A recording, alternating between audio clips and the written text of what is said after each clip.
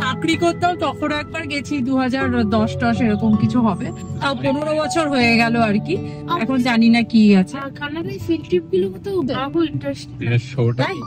চলো শোটা আবার টাইম হয়ে যাবে, শো ট্রেন টাইমে পৌঁছাতে।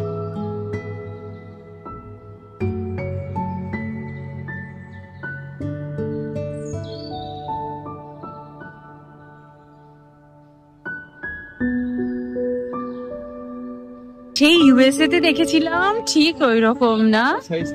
কি কি হচ্ছে?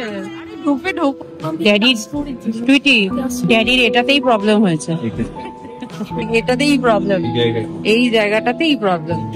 তো কিছু দেওয়ার দরকার ছিল, আবার ওইদিকে রয়েছে। হ্যালো।